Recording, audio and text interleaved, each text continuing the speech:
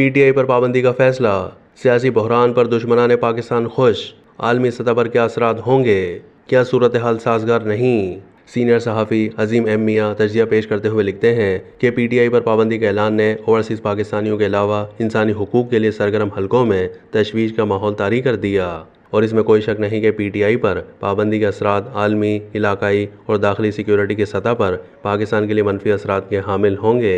जनूबी एशिया में पाकिस्तान की इलाकाई सूरत हाल फिल वक्त पाकिस्तान के हक में नहीं। एक तरफ अज़ल की मुखालफत का हामिल भारत पाक भारत तनाज़ात की उलझनों और पेचीदगियों के हिसार से निकल कर अब आलमी सतह पर अपना असर और रसूख फैलाने में मसरूफ़ है, और पाकिस्तान की मुखालफत का कोई मौका नज़रअंदाज नहीं करता। आलमी सतह पर पहले ही अमरीकी ऐवान नुमाइंदगान के 368 अरकान ने करारदाद मंजूर करके पहले ही पाकिस्तान के लिए आलमी सतह पर गैर दोस्ताना माहौल पैदा कर रखा है, और गैर मुमालिक में PTI के हामी भी शहबाज शरीफ को मज़ीद सरप्राइज़ देने की कोशिश कर रहे हैं। भारतीय और इसराइली लॉबी इस सूरत हाल पर न सिर्फ खुश बल्कि खामोशी से इन अनासिर की मौसर हिमायत भी कर रही है, और अब इंसानी हुकूक, जमहूरी उसूलों और आज़ादी इजहार के फ़रोग के लिए सरगर्म आलमी तंजीमों को भी पाकिस्तान में PTI पर पाबंदी के इम्कानात के बारे में अलर्ट करने के लिए काम शुरू कर दिया है। अमरीकी महकमा खारजा के तर्जुमान के बयान की सिमत भी पाक अमरीका ताल्लुकात के लिए मुफीद नज़र नहीं आती। अगर हुकूमत के पास PTI के खिलाफ वाक़ई पाकिस्तान की सलामती और गैर मुल्की अनासिर की शिरकत के